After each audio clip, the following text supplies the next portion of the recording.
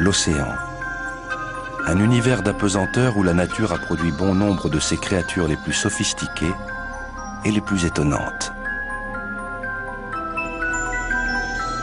Dans le monde sous-marin vivent les êtres vivants les plus bizarres qui soient. Mais sans conteste, le plus étrange et le plus merveilleux est la pieuvre.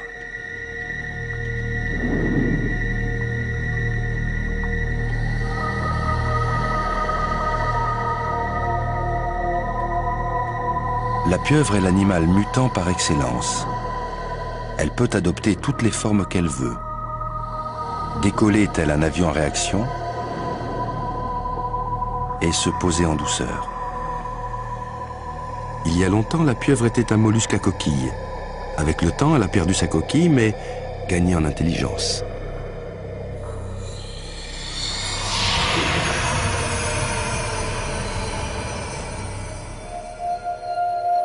La pieuvre est une grande magicienne et une championne de l'esquive.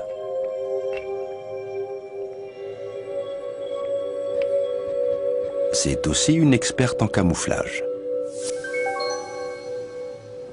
Nous allons vous révéler quelques-uns de ses admirables secrets au cours de notre découverte des mystères de la pieuvre.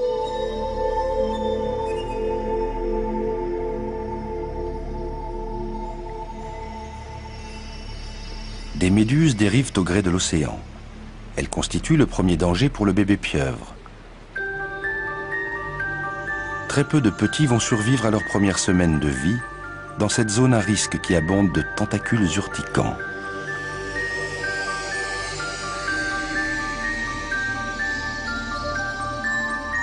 La vie océanique présente des risques élevés à la hauteur des récompenses qu'elle propose. Le plancton abonde et les survivants grandissent vite.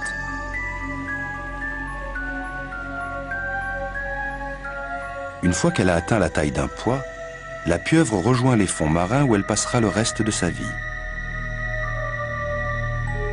Ici, le danger est partout. Il est vital de trouver un abri. La pieuvre étant dépourvue de coquille, elle utilise celle des autres.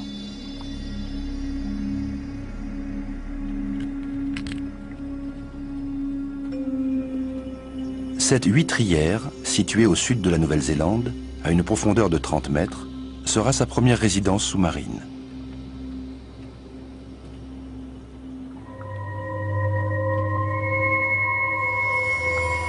Son principal ennemi est la morue bleue.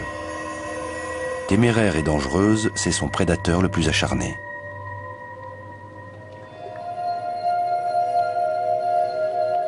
La pieuvre aura besoin de toutes ses ressources pour échapper à cette menace. Quand elle sera plus grande, la pieuvre attaquera les grands crabes. Mais pour l'instant, il s'agit de ne pas leur servir de repas.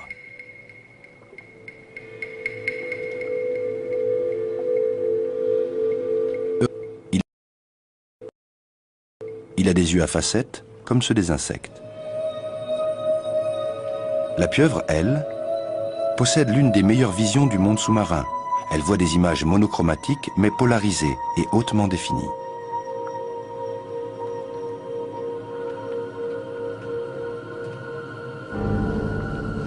L'étoile de mer est aussi un invertébré. Comme la pieuvre, elle n'a pas de chaîne nerveuse, mais la ressemblance s'arrête là. L'étoile de mer n'a ni cerveau, ni œil. Le seul invertébré aussi intelligent qu'une pieuvre est une autre pieuvre. La pieuvre exprime ses émotions en changeant de couleur, généralement quand elle est dérangée. Cet intrus s'est approché un peu trop près. La propriétaire des lieux attaque, noircissant de colère.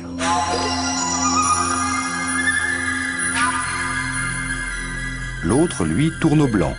Soit il a peur, soit il cherche à impressionner son adversaire. La pieuvre est solitaire, elle ne supporte pas les intrus. Les pieuvres respectent une hiérarchie reposant sur la taille. La plus grosse pieuvre aura toujours le dessus.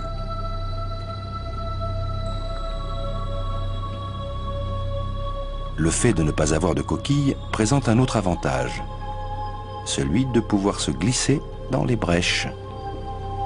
En effet, dans ce milieu, l'absence de carapace peut vous coûter la vie.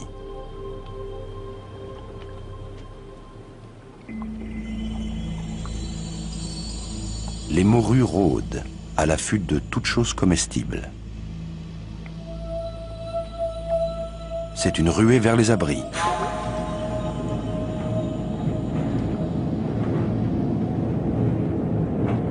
Mais aucune cachette, aussi bonne soit-elle, n'est sûre à 100% dans la huîtrière.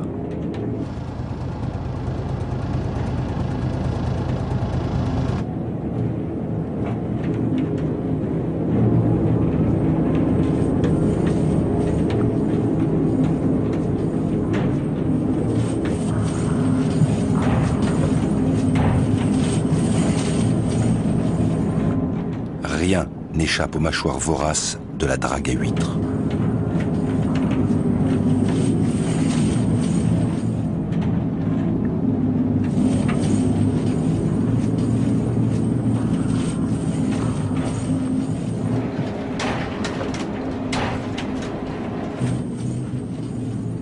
C'est notre passion dévorante pour ces succulents mollusques qui provoque une telle destruction.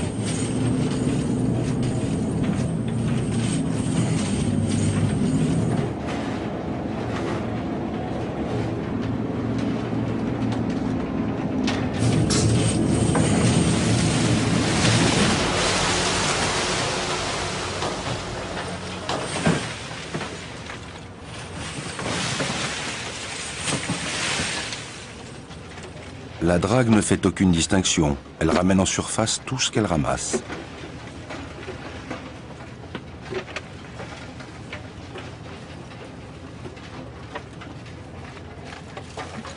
La pieuvre peut rester longtemps hors de l'eau tant que ses branchies restent humides.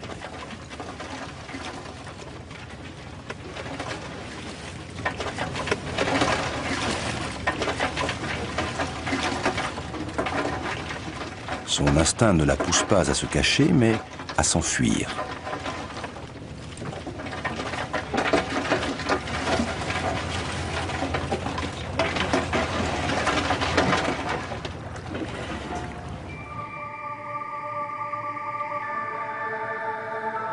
Elle est de nouveau libre, mais pas hors de danger.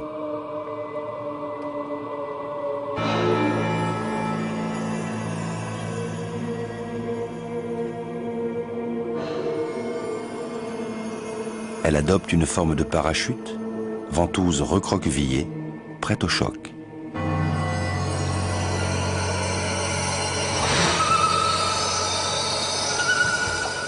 Dans le chaos de l'attaque, elle réussit à s'échapper.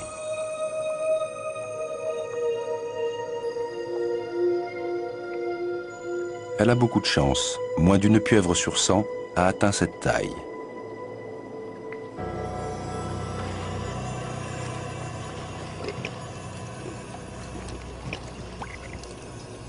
Des bancs de morues et de labres en maraude se gavent des déchets qui tombent du bateau.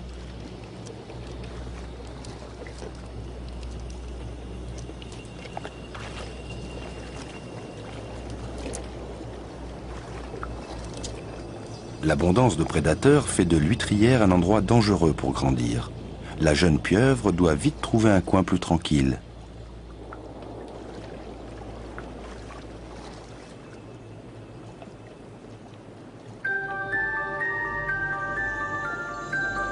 Notre pieuvre a 5 mois.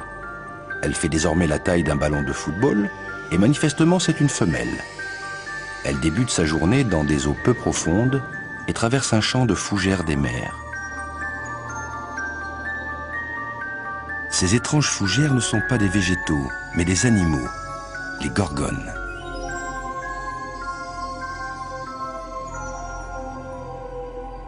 Leurs bras couverts de muqueuses retiennent le plancton et sont introduits dans la bouche, comme du miel au bout des doigts.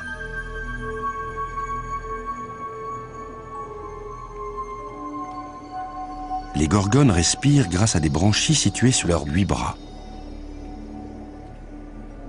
La pieuvre possède elle aussi 8 bras remarquables. Ils sont couverts de centaines de ventouses, portant des milliers de cellules réceptrices du goût et du toucher. Ses bras sont donc la partie la plus sensible de son corps.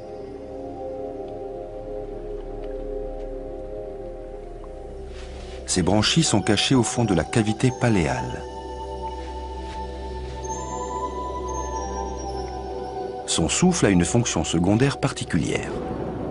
Elle l'expulse grâce à un siphon multidirectionnel à réaction qui lui procure vitesse et maniabilité.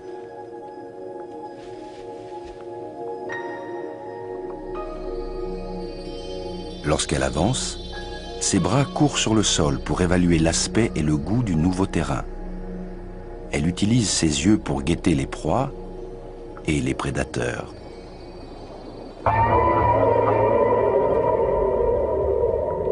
Elle change presque instantanément de couleur pour se fondre dans le paysage.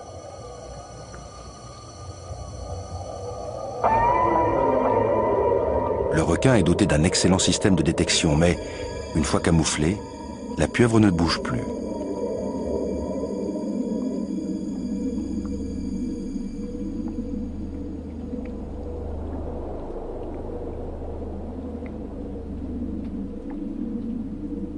Lorsque le danger est écarté, elle repart, chaque bras poursuivant sa propre reconnaissance des lieux.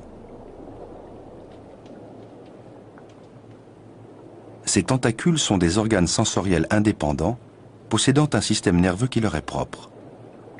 Le système nerveux central fait appel au système nerveux périphérique pour les tâches les plus complexes, comme celle de nager par exemple. L'oursin est un autre invertébré dépourvu de cerveau. Pour survivre, ses seules défenses sont ses piquants.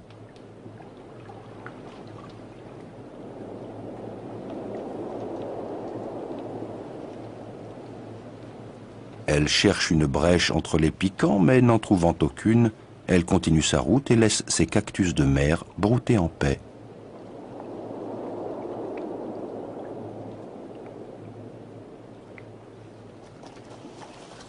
Ici, dans une eau peu profonde, la lumière du soleil favorise la croissance de plantes et donc la présence des êtres qui s'en nourrissent. À une profondeur de 15 mètres, elle escalade un récif couvert d'herbes et grouillant d'escargots.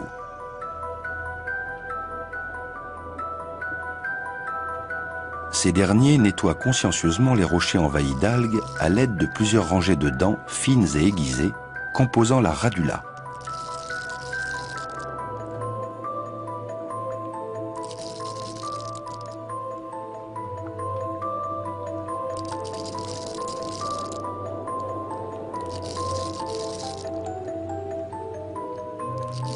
La radula est un outil particulier aux mollusques. Même si la ressemblance n'est pas évidente, notre pieuvre est en famille. Et elle en est simplement à un stade d'évolution plus avancé.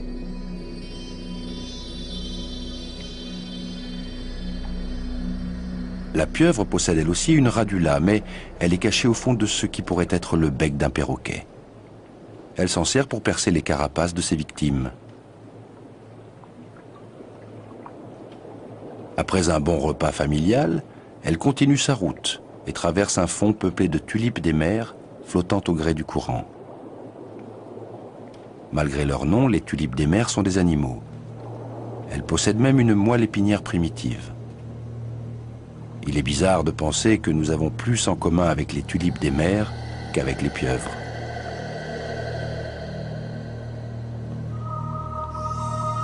Cet intelligent escargot, dépourvu de coquilles, change de couleur dès qu'il quitte le récif et qu'il entre dans un nouveau décor. Mais voici un autre mets délicat.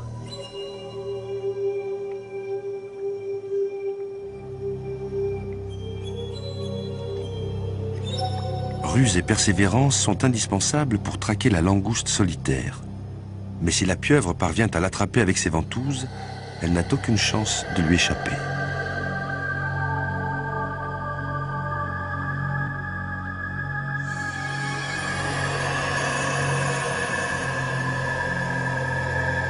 Sa morsure vise le pédoncule oculaire, injectant du venin dans le nerf optique, directement relié au cerveau.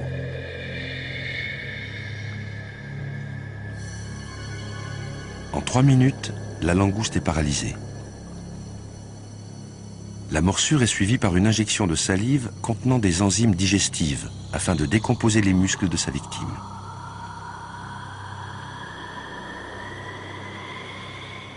La chair peut à présent être détachée du corps. Les pattes vidées et la carapace intacte sont les seuls restes de ce repas.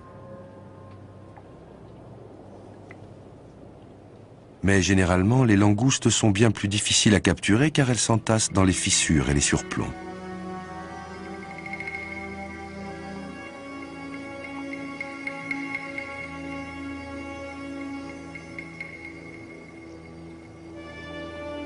Elles résistent à l'ennemi grâce à une mêlée défensive. Leur cuirasse, complétée de lances et de pointes, décourage les prédateurs les plus déterminés.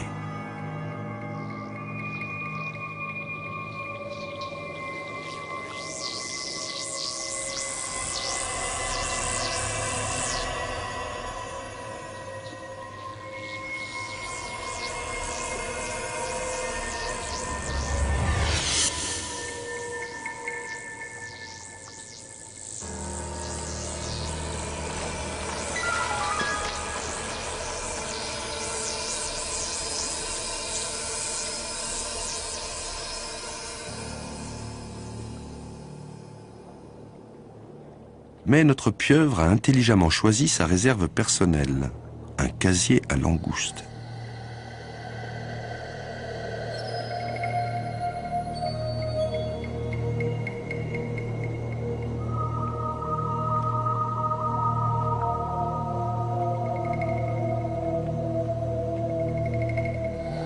Trouver un moyen de s'y introduire lui pose problème.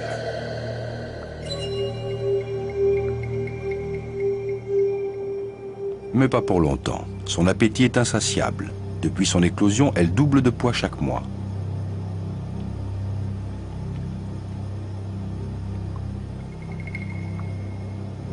Les pieuvres grossissent presque aussi vite qu'elles mangent. Une pieuvre bien nourrie peut peser 10 fois plus qu'une autre sous-alimentée.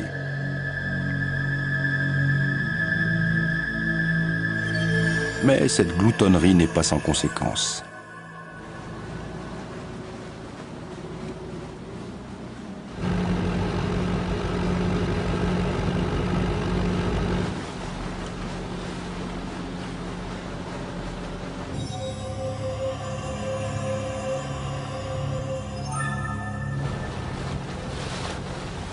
Son désir de langouste rivalise avec le nôtre. Les pieuvres sont nos concurrentes directes et les pêcheurs ne les aiment pas.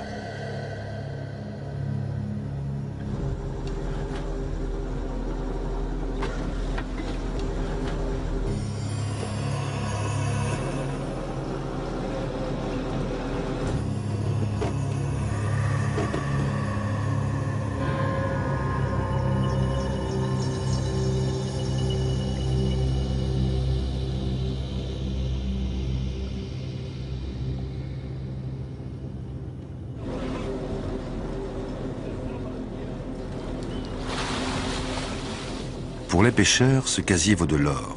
Ces langoustes finiront leur voyage dans nos assiettes. En une journée de travail, on peut en attraper des milliers. Mais cette friponne de pieuvre a entamé les bénéfices du jour et les pêcheurs ne lui laisseront pas la vie sauve.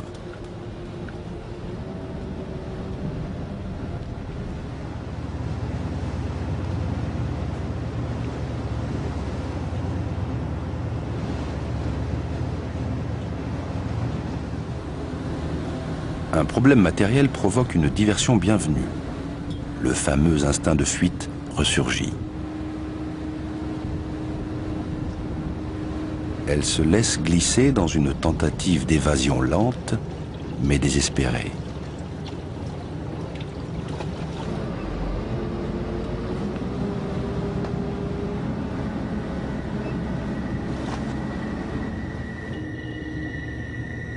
Avec non pas un, mais 3 cœurs battant furieusement, elle effectue une descente rapide, facilitée par son mode de propulsion à réaction.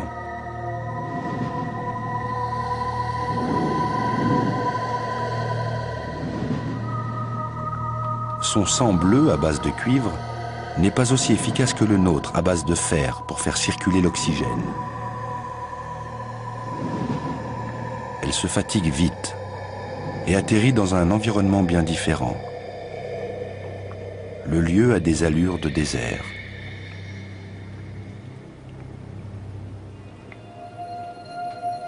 Les habitants des sables sont bien camouflés. Leurs corps sont aplanis et ils adoptent un profil bas, comme le flait.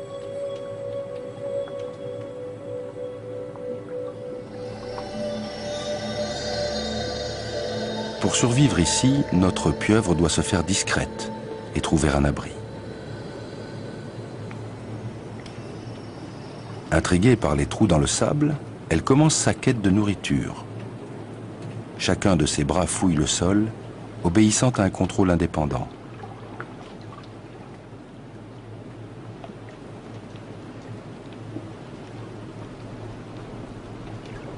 Une squille évite la confrontation.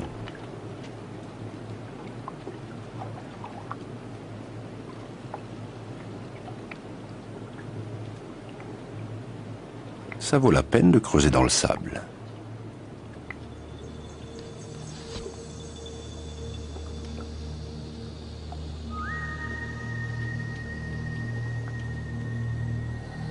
Non loin de là, elle tombe sur une cachette idéale. Ce vieux tuyau fera une coquille parfaite.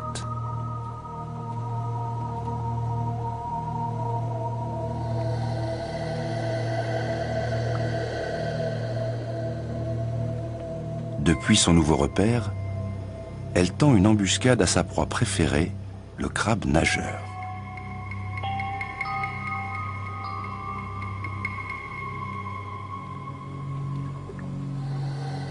Le crabe nageur est doté d'une assez mauvaise vision, mais il détecte les mouvements. Pour l'attraper, il faut faire preuve de la plus grande discrétion.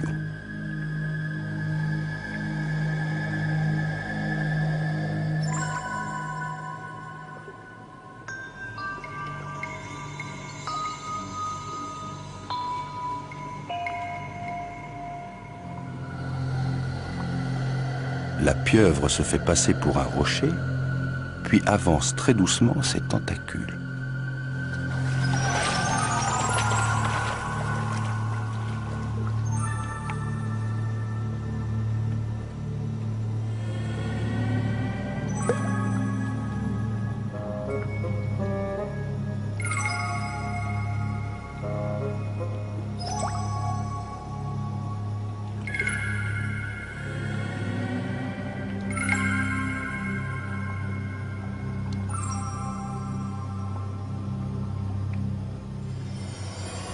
Enfin la victoire. Elle perce la coquille du crabe et injecte son venin, de la céphalotoxine. Certaines pieuvres font partie des créatures les plus venimeuses au monde. Comparativement, attraper des crabes fantômes, c'est simple comme bonjour.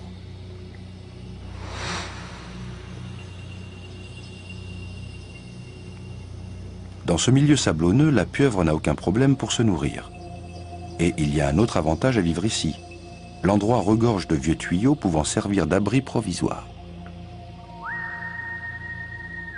Mais comme elle va le découvrir, ces tuyaux ne sont pas ce qu'ils semblent être.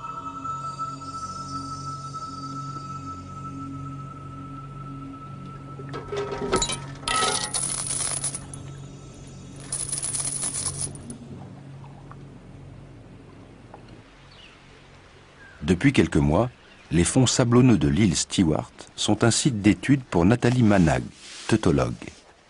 Un teutologue est un spécialiste des céphalopodes.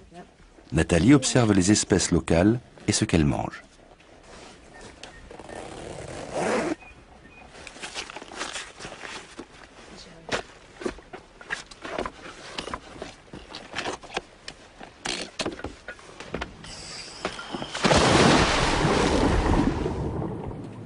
Il existe 150 espèces de pieuvres réparties dans les mers du monde, depuis les pôles jusqu'aux tropiques. La pieuvre est l'une des créatures marines les mieux connues, mais elle a rarement été étudiée dans son environnement naturel. Pour attirer les pieuvres, Nathalie a disposé 50 tuyaux en argile. Quelques jours seulement après leur mise en place, plus de 70% étaient habités.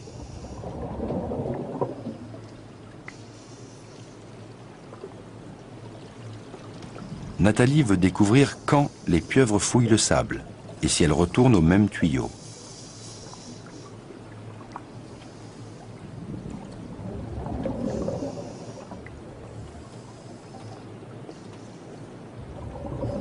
Un demi-hectare de sable contient plus d'une tonne de crabes et de coquillages. Ce n'est donc pas étonnant qu'autant de pieuvres aient jeté leur dévolu sur les tuyaux.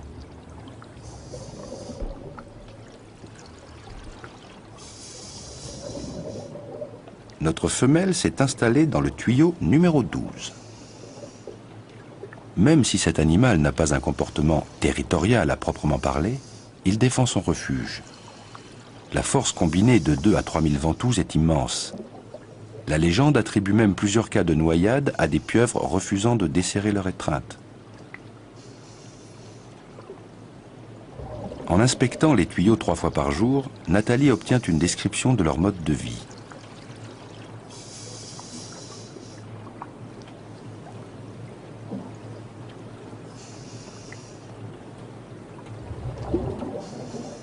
Les attaques font partie des risques du métier, mais ces pieuvres mordent rarement. Ce sont les plus grosses pieuvres de Nouvelle-Zélande et elles ne sont pas dangereuses pour l'homme.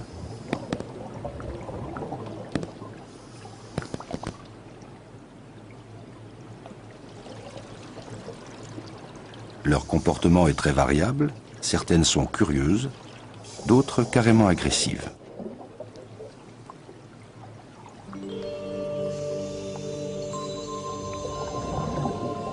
Il n'est pas aisé d'observer la croissance chez cette créature mutante par excellence.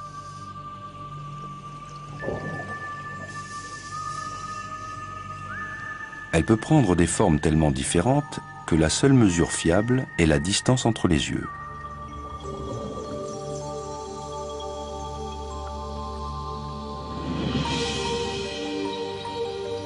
Depuis leur tuyau, elles s'aventurent dans les fonds sablonneux.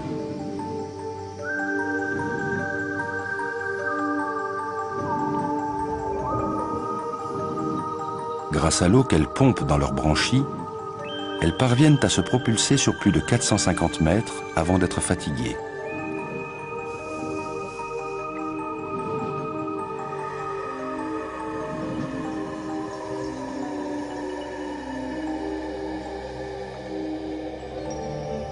Le gros de leur énergie est consacré à la recherche de nourriture. Lors de ses visites quotidiennes, Nathalie observe un éventail de comportements de chasse et d'alimentation. Ouvrir un pétoncle est un défi. La pieuvre peut percer la coquille avec sa radula pour injecter un cocktail d'enzymes digestives et ainsi décontracter le muscle principal du pétoncle. Mais c'est très long, autant s'attaquer à une autre proie. La vue d'un crabe attirera toujours son attention.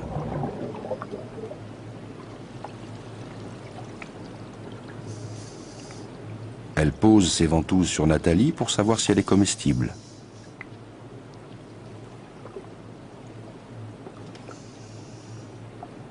Les pieuvres ont plusieurs techniques de chasse. L'une d'entre elles est le saut de prospection. À l'aide de sa membrane, elle enveloppe une touffe d'herbe et tout ce qu'elle contient. Pour les proies lentes, elle emploie la technique simple consistant à bondir sur sa proie et à la traquer.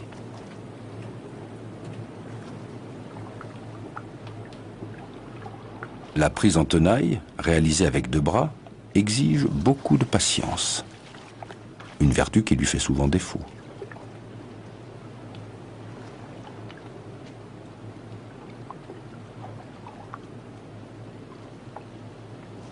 Même la perte d'un tentacule n'est pas un handicap pour chasser.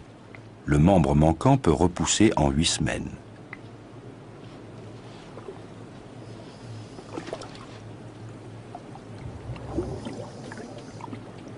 Elle raffole des crabes. Quand elle en aperçoit un, elle réagit comme un chien de chasse qui a flairé un lièvre. Ça tourne à l'obsession, elle en oublie tout, souvent au risque d'être attaquée elle-même.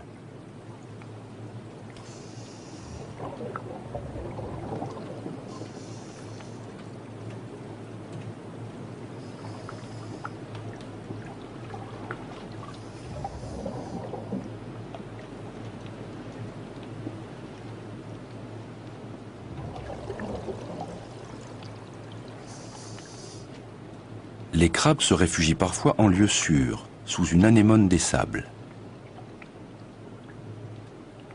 Cette cohabitation profite aux deux, le crabe dispose d'un abri et l'anémone bénéficie de temps à autre des restes de son squatteur.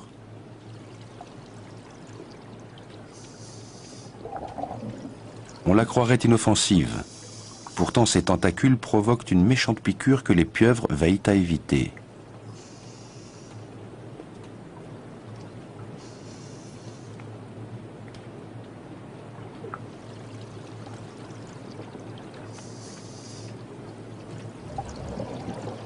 En étudiant les déchets des pieuvres, on peut connaître précisément leur alimentation.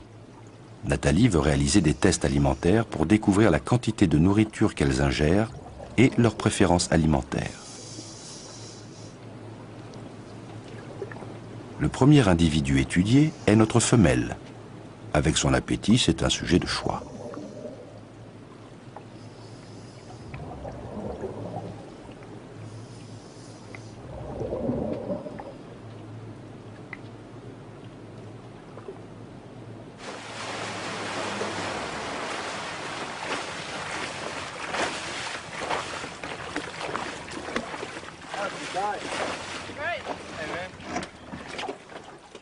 C'est la troisième fois de sa courte vie qu'elle se trouve à bord d'un bateau. Ce séjour-ci sera peut-être davantage à son goût.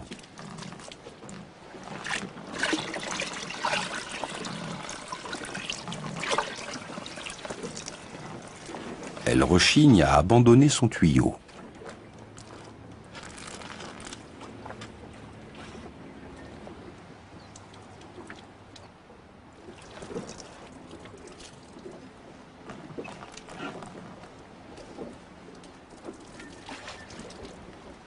Elle en a vite assez de l'aquarium et commence à chercher un moyen de s'esquiver.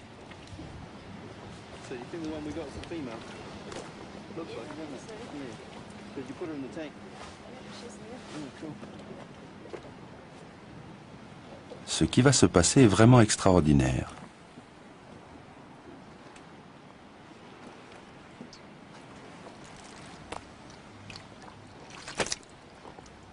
Elle abandonne le confort de l'eau pour tenter de rejoindre la mer.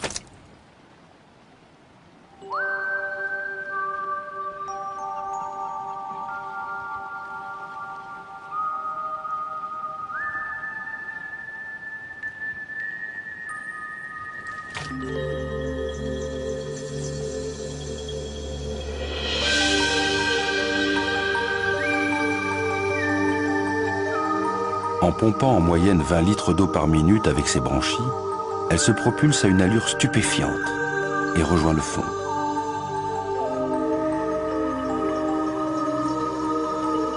Mais cette dernière aventure l'a entraînée près du littoral, dans un environnement bien différent.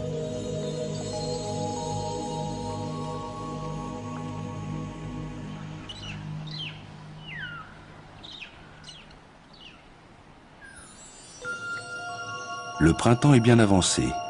Plus d'un an s'est écoulé depuis que notre femelle a débuté sa vie tumultueuse.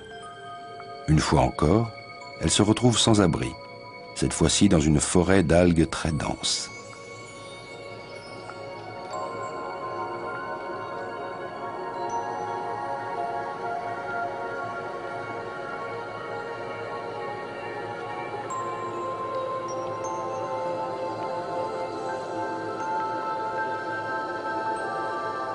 Les pieuvres grandissent vite, mais c'est l'algue qui détient le taux de croissance record. Chaque jour, elle prend une longueur de bras.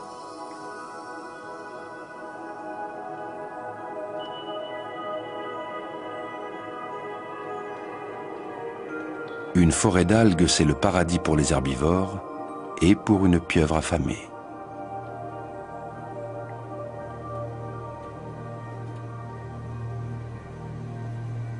À présent, elle mesure presque 1,80 m d'un bout à l'autre de ses tentacules, et elle a plus d'appétit que jamais. Mais cette forêt n'est pas sans danger, comme elle peut le constater.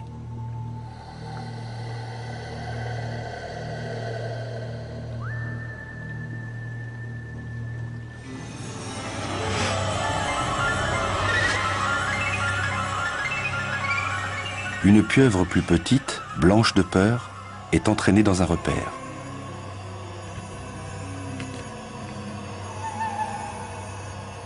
Ce qu'à première vue on pourrait prendre pour une agression n'est rien d'autre que la technique d'accouplement de la pieuvre. Quelques minutes plus tard, l'intrus est libéré.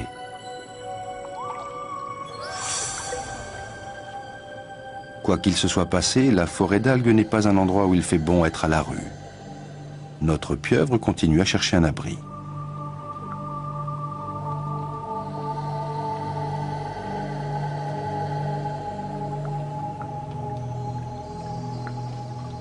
Enfin, voici un refuge où se cacher et guetter, loin des morues.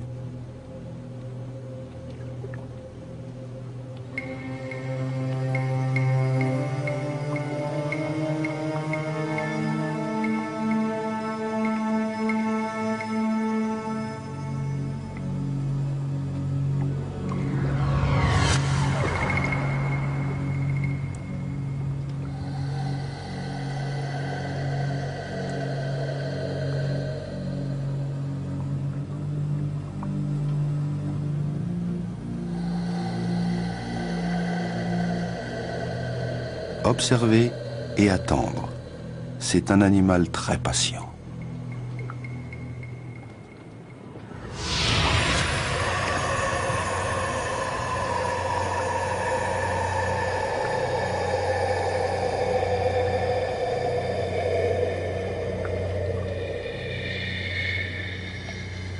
Le moindre aliment la fait grossir.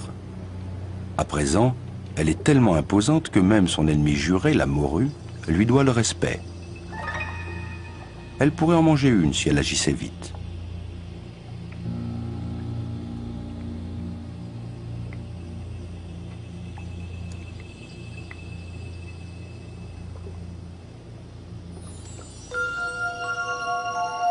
Il y a une autre pieuvre dans les parages, elle aussi en quête d'un repère.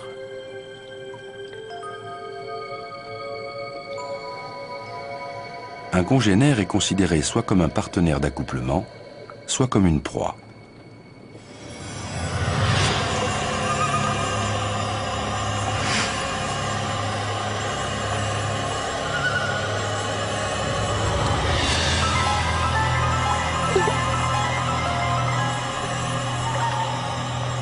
Notre femelle capture l'intrus.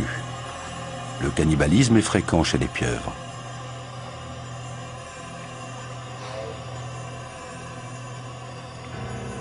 Le venin ne leur faisant aucun effet, reste la strangulation.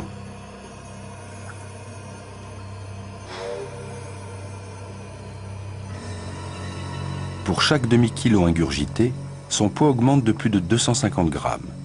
Son taux de conversion alimentaire est parmi les plus élevés, 80%.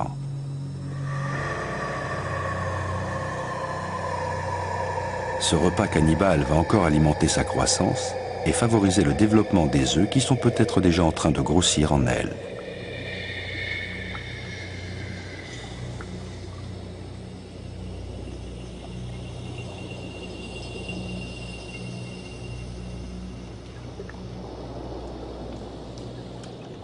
L'incroyable voyage de la pieuvre l'a amenée dans un nouvel environnement. De même que les recherches de Nathalie qui veut découvrir si les pieuvres vivent autrement ici.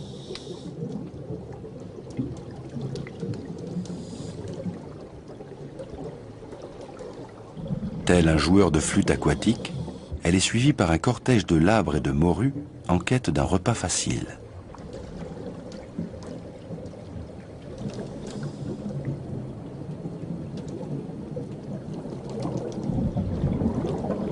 Plusieurs grosses pieuvres ont élu territoire le long de la côte. Ce tas de déchets montre que la propriétaire des lieux aime particulièrement les moules. Or, le lit le plus proche étant situé à une centaine de mètres de là, cet individu doit les rassembler et les ramener dans son abri pour les manger en paix.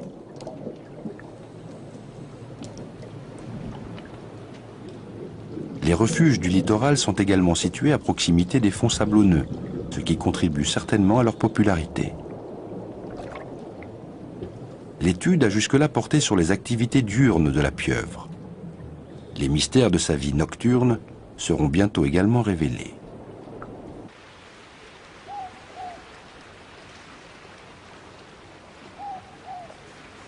Nathalie espère découvrir si les pieuvres sont plus actives la nuit que le jour.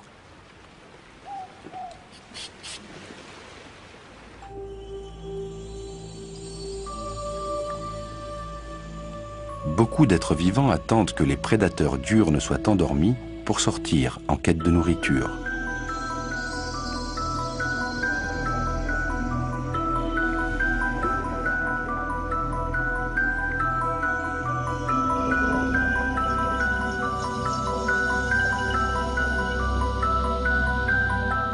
Pour dénicher crabes et vers, le grondin utilise des capteurs très sensibles, qui sont des parties modifiées de ses nageoires pelviennes.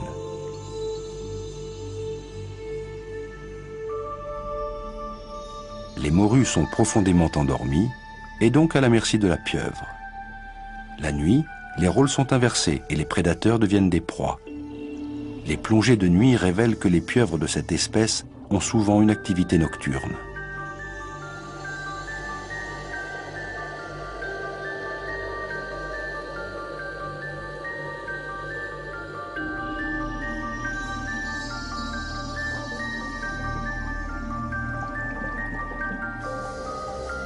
La nuit, sa vue n'est pas très fiable. La pieuvre compte davantage sur ses sens du toucher et du goût pour se guider au cours de ses expéditions de chasse. Elle doit être vigilante du fait de la présence de rôdeurs affamés comme le congre. Dans l'obscurité, tandis que les poissons dorment, le plancton remonte pour se nourrir, suivi de près par des bancs de calmars.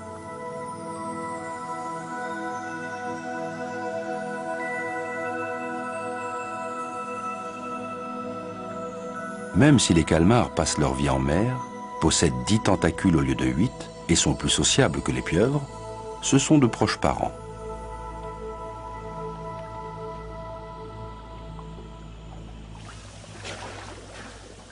Les plongées nocturnes de Nathalie ont lieu de la tombée de la nuit jusqu'à l'aube.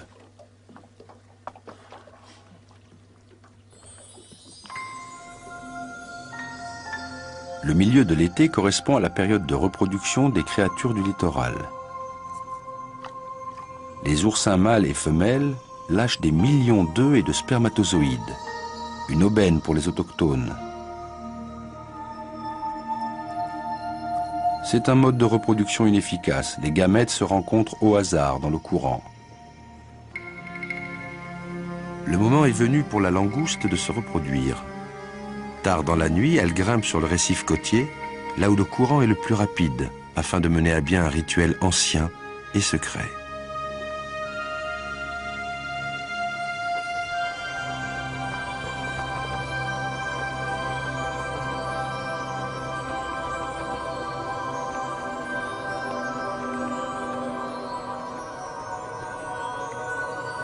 Quelques minutes avant le lever du soleil, elle soulève sa queue pour donner la vie. Environ un demi-million de larves sont lâchées dans l'eau. Mais seules quelques-unes atteindront l'âge adulte. Il faut bien calculer le moment. La ponte doit avoir lieu avant l'aube, alors que les poissons nocturnes dorment déjà et que la morue n'est pas encore réveillée.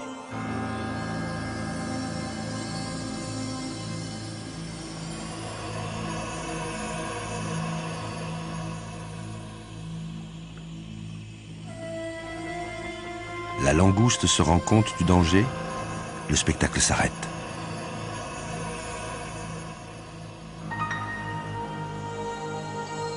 À cette époque de l'année, quand la mer est chargée de plancton, la pieuvre donne elle aussi la vie.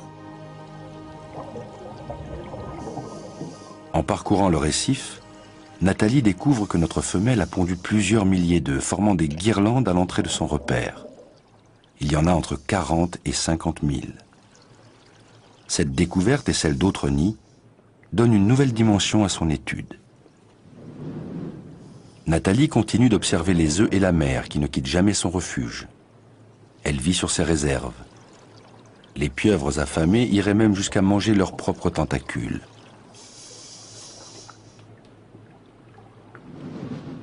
Elle va couver ses œufs environ 40 jours, selon la température.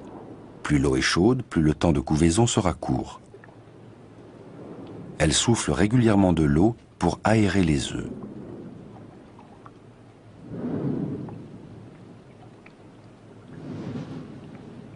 Elle les nettoie délicatement à l'aide de ses tentacules. Dans le monde des invertébrés, une attention maternelle comme celle-ci est exceptionnelle. Mais notre pieuvre va payer cher son dévouement. Elle va y laisser la vie.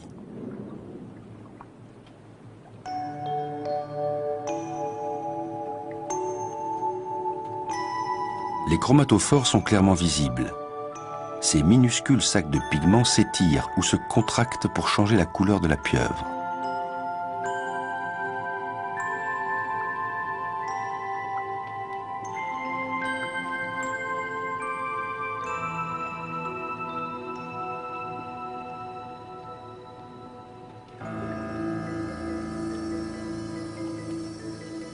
Comme toujours, la morue patrouille. Le caviar de pieuvre est un régal auquel elle ne peut résister.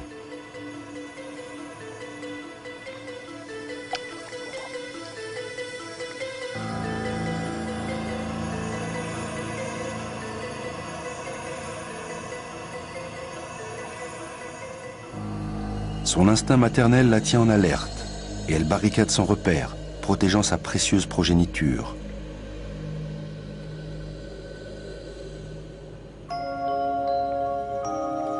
Lorsqu'enfin la membrane vitéline nourrissant chaque embryon est vide, le moment est venu de sortir.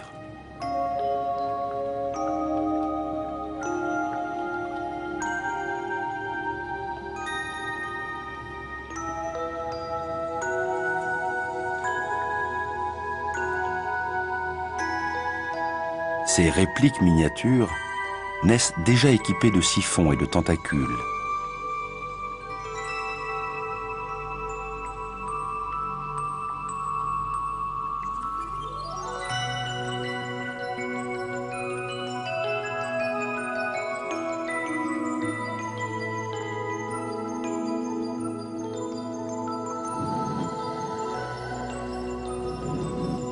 Tandis que ces petits commencent à peine à s'ébattre, la mère les expulse.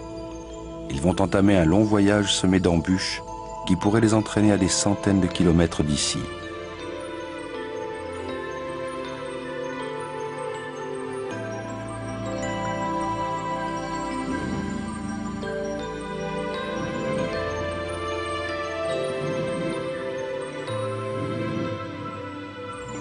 Quelques-uns seulement survivront à ce périple.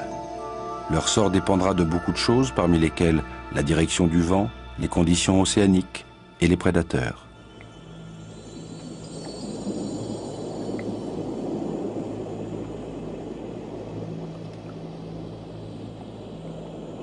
Une fois toutes les larves écloses, la femelle peut quitter son repère pour chercher de la nourriture.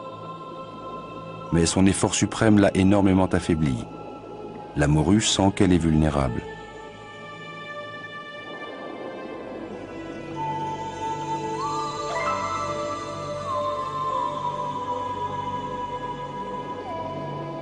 Les morues lancent leur attaque.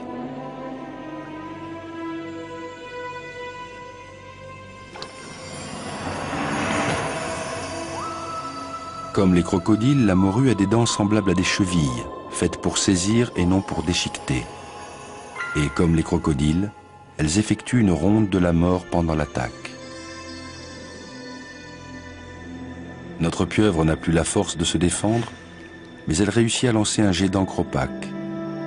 Les nuages noirs au goût amer visent à détourner l'attention des morues.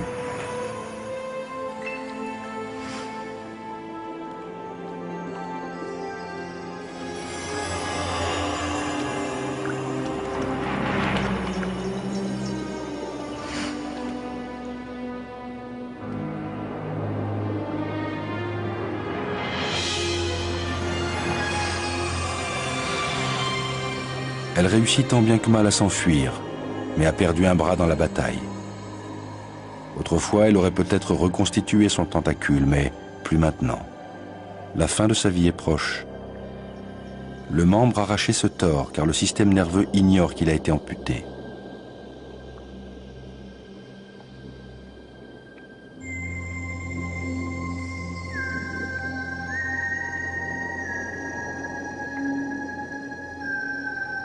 Elle arriverait certainement à échapper à la morue, mais elle ne peut pas échapper au caractère inévitable de la mort.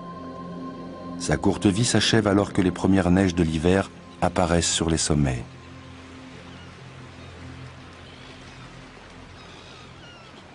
La vie des pieuvres est courte et effrénée. Peu d'entre elles dépassent les 2 ans.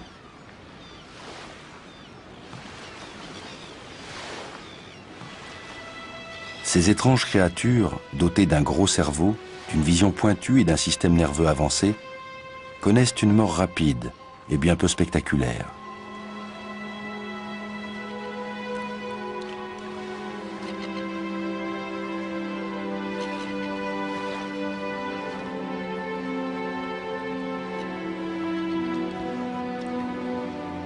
C'est une humble fin pour un animal dont l'évolution a pris des centaines de millions d'années.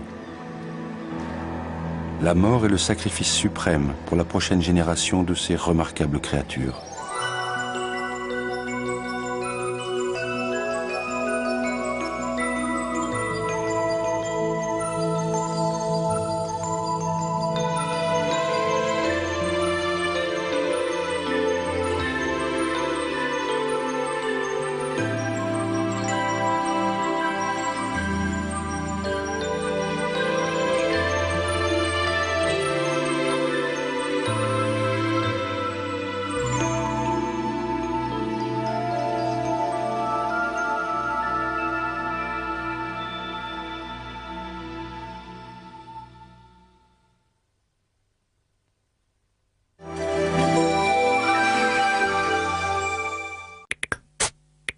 Dans un court